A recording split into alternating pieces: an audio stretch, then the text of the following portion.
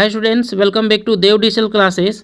Students, इस video में हम लोग जानेंगे सरफेस टेंशन के बारे में। देखिए, सरफेस टेंशन यानी कि पृष्ठ तनाव। तो देखिए क्या है, it is the property of liquid surface by which it tries to reduce the surface area is called surface tension. यानी कि किसी भी लिक्विड सरफेस का एक प्रॉपर्टी होता है जिसके कारण वह अपना सरफेस का एरिया को रिड्यूस करना चाहता है। ठीक है, किसका एरिया को?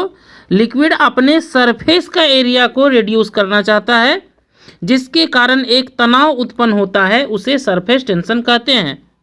अगर हमें सरफेस टेंशन निकालना हो तो उसके लिए फॉर्मूला होता है F/L।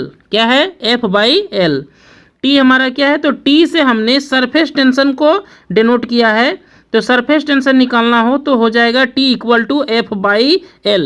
F क्या है? तो फोर्स है, और L क्या है? तो लेंथ है। अभी हम और भी क्लियर करेंगे कि ये लेंथ कहाँ तक का है, हमने किसका लेंथ को लिया है। ठीक है, अब इसके बाद देखते हैं कि SI unit of surface tension. तो याद रखना है, SI unit of surface tension is Newton पर मीटर। तो देखिए फार्मूला में क्या है? F/L है, यानी कि फोर्स है, तो ये हो गया न्यूटन, और L ये है लेंथ, तो ये क्या हो गया? मीटर। तो SI यूनिट हो गया सरफेस टेंशन का न्यूटन पर मीटर। और फिर दिया है CGS यूनिट। तो CGS यूनिट क्या होगा? तो CGS यूनिट होगा डाइन पर सेंटीमीटर। क्यों? क्योंकि फोर्स का SI यूनिट होता है न्यूटन और फोर्स का CGS यूनिट होता है डाइन। ठीक है, और जो लेंथ है, लेंथ का SI यूनिट मीटर हो गया, CGS में बात करेंगे तो वो सेंटीमीटर होगा। तो इस तरह से सरफेस टेंशन का CGS यूनिट होता है डाइन पर सेंटीमीटर। ठीक है, तो चलिए अब सरफेस टेंशन को और अच्छे तरीके से क्लियर करते हैं। देखिए, सरफेस टेंशन इक्वल टू क्या होता है? सरफेस टेंशन इक्वल टू होता है फोर्स बाई लेंथ। ठीक है, चलिए इसको थोड़ा सा फिर से समझते हैं कि सरफेस टेंशन का मतलब हुआ कि कोई भी लिक्विड अपना सरफेस को रिड्यूस करना चाहता है। कोई भी लिक्विड अपना सरफेस को रिड्यूस करना चाहता है। ठीक है, तो मान लेते हैं कि हमारे पास वाटर ड्रॉप्स है। ठीक है, क्या है? वाटर ड्रॉप्स है। तो वाटर ड्रॉप्स किस शेप में होता है? स्फीयर के शेप में। किस शेप में? स्फीयर के शेप में होता है। और अगर हम इसी वाटर को अगर हम क्यूब के शेप में ले ले या क्यूबाइड के शेप में ले ले, घन या घनाभ के शेप में इस वाटर को लेते हैं तब, और हमने यहाँ पर क्या लिया है? स्फीयर के रूप में, और एक बार क्या लिया है? क्यूब के रूप में। तब अगर हम बात करेंगे इसका सरफेस एरिया किसका मिनिमम होगा, यानी कम से कम होगा, तब हम देखेंगे कि जब वाटर स्फीयर का रूप ले लेता है तब उसका सरफेस एरिया क्या होता है? सबसे कम होता है। ठीक है, तो जब भी लिक्विड अपना सरफेस एरिया को कम करना चाहेगा तो तब वह स्फीयर का ही रूप ले लेगा। ठीक है, इसलिए आप लोग देखे भी होंगे कि बारिश की बूंद जो है स्फीयर के रूप में, यानी कि गोलाकार के रूप में ही बरसती है। ठीक है, तो इतना तो क्लियर हो गया कि सरफेस टेंशन के कारण ही बारिश की जो बूंदें हैं वो क्या होती है? स्फीयर के रूप में होती है। क्लियर है? अब देखिए, मान लिया कि वाटर जो है क्यूब के रूप में है, यहाँ पर स्फीयर के रूप में है।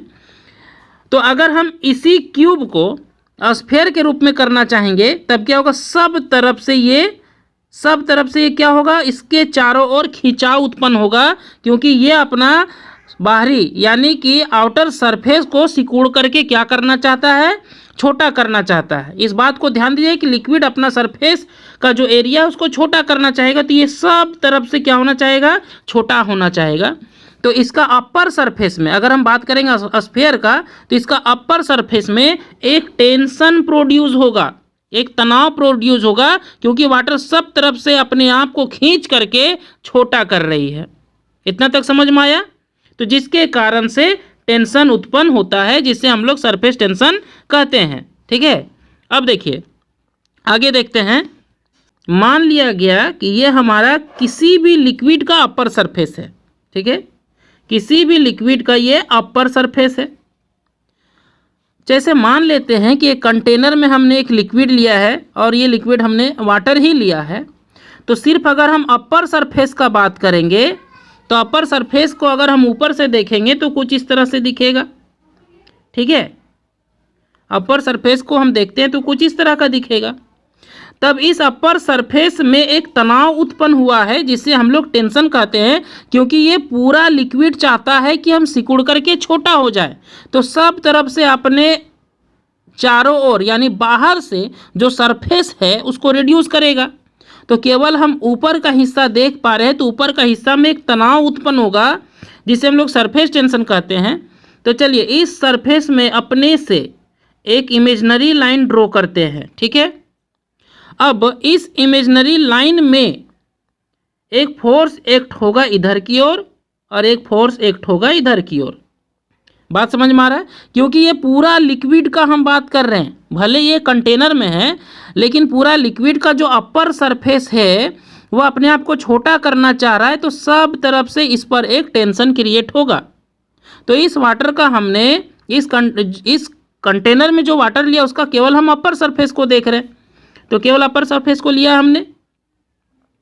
तब इस पूरा अपर सरफेस में भी टेंशन वर्क कर रहा है। अब इसमें हमने क्या किया, एक इमेजिनरी लाइन ड्रॉ किया और हम देख रहे हैं कि इस पर फोर्स एक एक्ट करेगा इधर और इसमें इधर से एक्ट करेगा, ठीक है।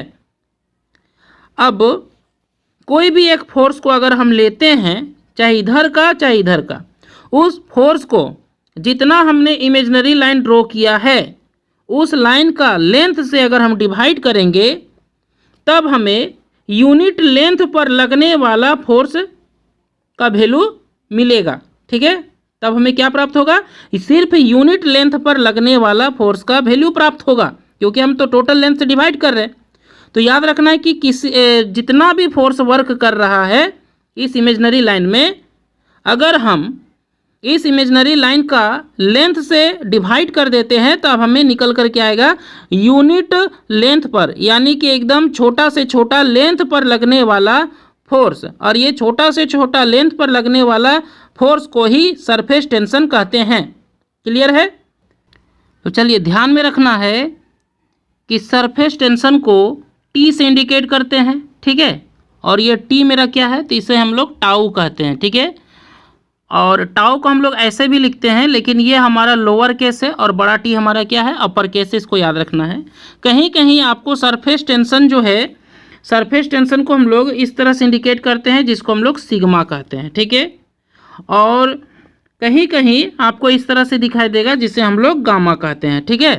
तो ये भी याद रखना है कि सरफेस टेंशन को टाउ से इंडिकेट करते हैं, सिग्मा से इंडिकेट करते हैं, गामा से इंडिकेट करते हैं, ठीक है। यहाँ जो सिग्मा है, गामा है, ये क्या है, लोअर केस वाला सिंबल है। क्लियर है? तो आई होप सरफेस टेंशन के बारे में आप लोगों को समझ में आया होगा। देखिए यहाँ से हमारा वन लाइनर या एमसीक्यू क्वेश्चन क्या बनेगा, तो सरफेस टेंशन का फॉर्मूला हो सकता है पूछे। तो सरफेस टेंशन इक्वल टू क्या होता है, फोर्स बाई लेंथ, ठीक है।